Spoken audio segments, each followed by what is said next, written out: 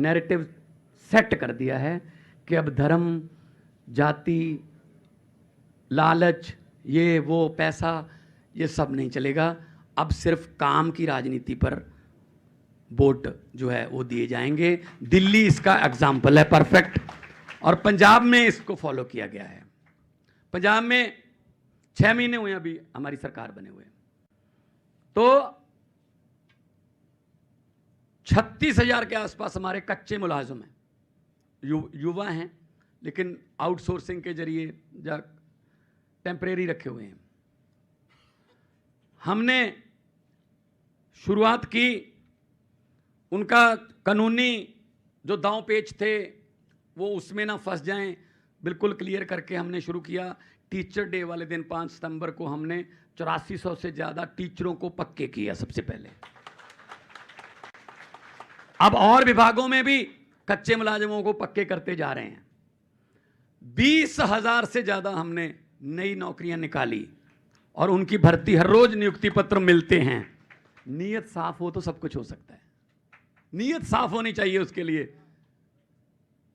हमारे यहां पंजाब में भी ऐसा होता था पहले, जो भी सरकार बनती थी वादे बहुत बड़े बड़े करती थी, सरकार बनते ही बस बयान आने शुरू हो जाते, खजाना खाली है, खजाना खाली है, खजाना खाली है। मैंने कहा जो है ही खाली उसको खजाना क्यों कहते हो?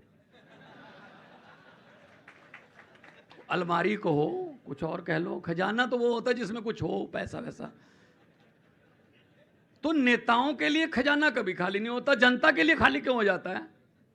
आते ही हमने सबसे पहला फैसला किया, हमारे यहाँ पंजाब में विधायक जो हैं, जितनी बार विधायक बने उतनी बार की पेंशन मिलती थी।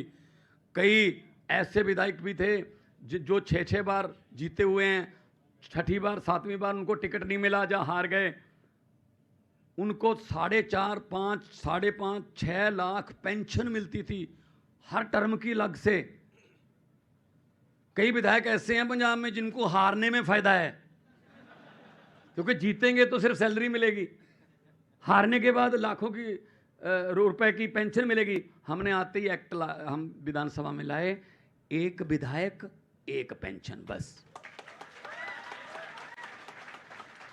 भाई, आते तो आप हम जनता के पास आते हो कि सेवा का मौका दीजिए।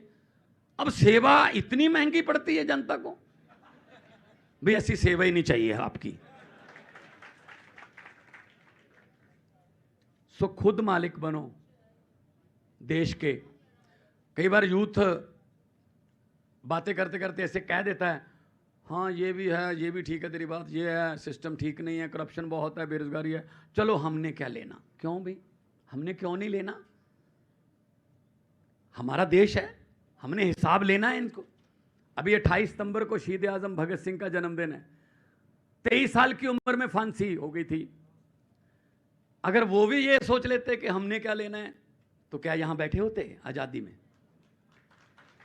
जिस उम्र में युवा अपने पिताजी से मोटरसाइकिल मांगते हैं, उस उम्र में भगत सिंह, राजगुरु, सुखदेव जी अंग्रेजों से मुल्क मांग रहे थे कि हमारा देश दो हम। तो उनके कदम चिन्ह पर चलना है। हम तो 0.01% भी उनके कदम चिन्ह पर चल जाएं तो भी बहुत बड़ा सुधार हो जाएगा। भगत सिंह जी ने तो ऐसे हालातों में उन्होंने क्रांति लेके आए थे, वो बहुत ही उल्ट हालातों में, वो ऐसे सभाएं नहीं कर सकते थे, वो कहीं पर्चे नहीं बांट सकते थे, वो रात को चोरी में पर्चे बांटते थे, भेष बदल कर रहना पड़ता था, फिर भी क्रांति ला दी। जिस क्रांति की हम बात करने आए हैं, अरविंद केजरीवाल जी जिस क्रांति की बात कर रहे हैं, आपके साथ बात करने आए हैं, उस क्रांति में कोई गोली नहीं चलेगी, कोई बम नहीं फटेगा, कोई भेष बदलने की जरूरत नहीं है। एक पोलिंग बूथ पर अंदर जाके एक पर्दे में लगी हुई एक मशीन में झाड़ू वाला बटन दबा के क्रांति आ रही है। बस वो बटन जो है ना, आप जब भी वोटिंग करने जाओगे, ये बात याद रखना कि भगवंत मान आए थे, उन्होंने कहा था जब भी वोट डालने जाओगे वोट वाले दिन, ये सोच लेना जो बटन है वो मशीन का ना तो वो कमल के फूल का है, ना हाथ के पंजे का है, ना किसी सीढ़ी का है, ना तीर कमान का है, ना हाथी का है, ना ही झाड़ू का है। असल में वो बटन आपकी और आपके परिवार के फ्यूचर का, भविष्य का बटन है, तरक्की का बटन है।